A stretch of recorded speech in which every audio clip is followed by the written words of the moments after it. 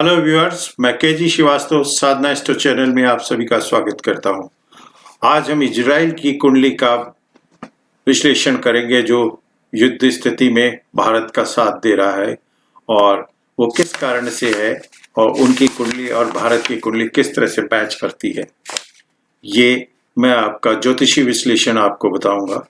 इसमें मकर लग्न की कुंडली है और मकर लग्न के बाद जो चौथे घर में सूर्य मेष का राहु के साथ बैठा है, पंचम घर में बुध वृष का बैठा है, छठे घर में शुक्र मिथुन का बैठा है और चंद्रमा कर्क राशि में शनि के साथ बैठा है चंद्रमा, और सिंह राशि का अष्टम में मंगल के साथ बैठा है और 10वें घर में केतु तुला का बैठा है और 12वें घर में गुरु धनु के बैठे हुए। और वृष लग्न की कुंडली भारत की है और उसमें राहु है, मिथुन में मंगल है द्वितीय में, और तृतीय घर में बुध शुक्र शनि चंद्रमा सूर्य कर्क राशि में है और छठे घर में गुरु तुला के बैठे हैं और 7वें घर में वृश्चिक का केतु बैठा है। दोनों कुंडलियों में जो मेन जो मैच करती है वो चंद्रमा शनि दोनों कर्क राशि में बैठना, दोनों की राशि कर्क है। और इजराइल की कुंडली में दो ग्रह अपने घर में बैठे हैं, चंद्रमा कर्क में बैठा है और गुरु धनु में बैठे हैं। धनु राशि गुरु की है और चंद्रमा कर्क की राशि खुद की चंद्रमा की है।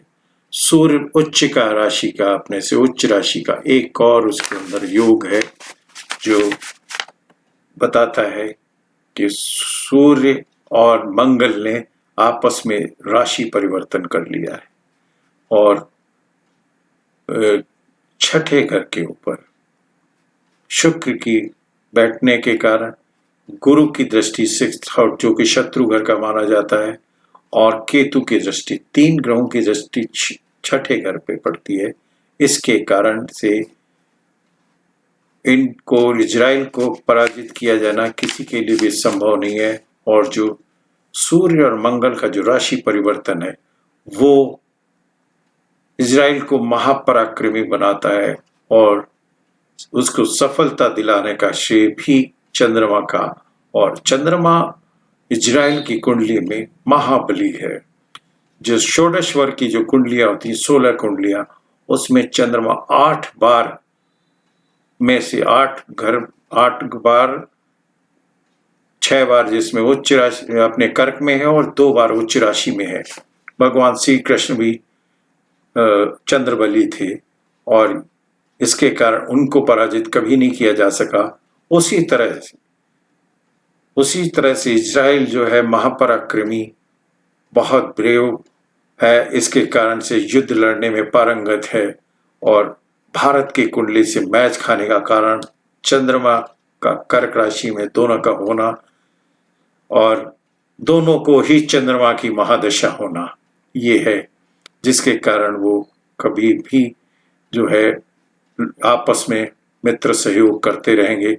और इसी कारण से इसके दिए गए हथियार ये चंद्रमा की में है। इससे 10वें घर में सूर्य है, जिसके कारण जिसके 10वें घर में सूर्य है वो कभी भी युद्ध में पराजित नहीं हो सकता। और उसी तरह से भारत भी जो है 10वें घर में उसको गुरु की दृष्टि पड़ रही है, उसके कारण से जो वो है इनका बेहतर सहयोग मिल रहा है। दोनों की दशा चंद्रमा की है और दोनों को राशि चंद्रमा की है। ये चंद्रमा में मंगल की दशा में 2020 तक 6 सितंबर तक है, उसके बाद 2029 तक इजराइल जो है चंद्रमा की महादशा में है और भारत चंद्रमा की महादशा में 2025 तक है। जिसके कारण जो है भारत को दिए जाने वाले हथियार वो एक तरह से काफी कुछ जो है वो निर्णायक साबित होंगे भारत की। और भारत को लॉजिस्टिक सपोर्ट, आर्म्स, एमिनेशन, उच्चतम टेक्नोलॉजी, इंटेलिजेंस, सूचनाएं, साइबर के संबंध में सूचनाएं और उनसे मिलने वाला सहयोग भारत को जो है चाइना के विरुद्ध, पाकिस्तान के विरुद्ध विजयी बनाएगा। और हथियार जो दिए गए उसके पास नहीं होगा। और इसके अंदर जो सबसे बलवान ग्रह जो है, इसकी रश्मियां हैं, ग्रहों की रश्मियां 47.89 है। इतनी ज़्यादा रश्मियां किसी भी कंट्री की नहीं पाई गई हैं। और 3 ग्रह जो भारत की कुंडली में भी नहीं है, 2 ग्रह स्वग्रही और 1 ग्रह हाई प्रोफाइल का, इनके पास में 2 ग्रह अपने घर में बैठे हैं और 1 ग्रह उच्च का सूर्य है। और सूर्य उच्च का जिसके पास में, जिसमें हाई प्रोफाइल का है, वही सबसे ज़्यादा जीतता है। और चंद्रमा अंतरिक्ष में दौड़ने वाला सबसे तेज ग्रह है। सभी ग्रहों में उसकी गति इतनी तेज है कि वो उसको हराया नहीं जा सकता, उस पर निशाना लगाया नहीं जा सकता, क्योंकि युद्ध के समय में चंद्रमा अपनी स्थिति बदलता रहता है, जिसकी वजह से उसको टारगेट किए गए हथियार कभी भी सही निशाने पे उस पर नहीं लग सकते हैं। जबकि वो इतना तेज है कि वो किसी रडार की पकड़ में नहीं आना। और जैसा कि उन्होंने अभी अपने उसमें दिया। दूसरा क्या है, चंद्रमा जो है षोडशवर की जो कुंडलियां हैं उसमें जो है 8 बार बलवान आया, 8 बार अपनी ही राशि, या 2 बार वो उच्च राशि वृष में आया और 6 बार कर्क राशि में आया, जिसके कारण वो महाबली साबित हुआ है। और इसका कारण भी आप देखते हैं, जैसे ये अभी सूर्य जुलाई के अंदर ही ये कर्क में आया था 14 जुलाई का, उससे पहले ही जो है इन्होंने अभी ईरान पे हमला किया और रडार पकड़ नहीं पाया और न्यूक्लियर हथियार ईरान के नष्ट कर दिए गए इजराइल द्वारा।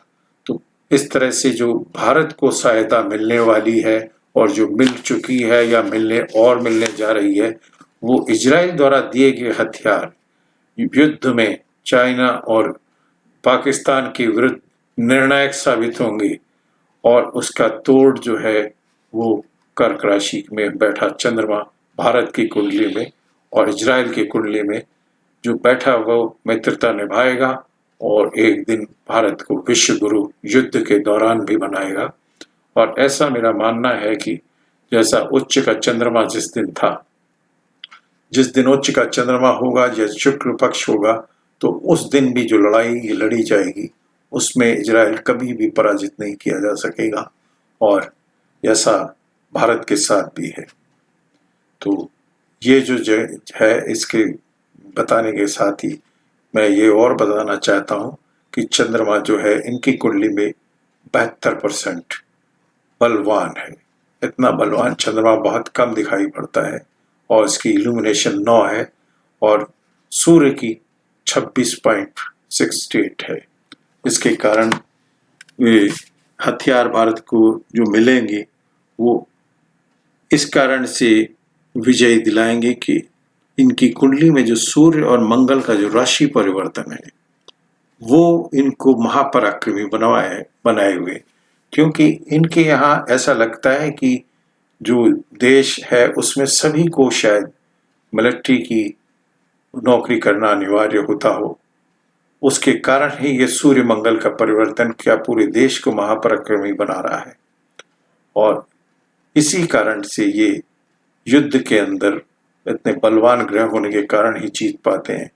लेकिन एक ही गुरु वक्री है, उसी के कारण इनका युद्ध जो है अभी शुरू हुआ, क्योंकि इस समय में गुरु वक्री हैं और सूर्य और शनि आमने सामने बैठे हैं। शनि इनके यहाँ लग्न में से गुजर रहा है और सूर्य कर्क में बैठा है, इसके कारण से अभी लेटेस्ट इन्होंने वीरान पे पार किया।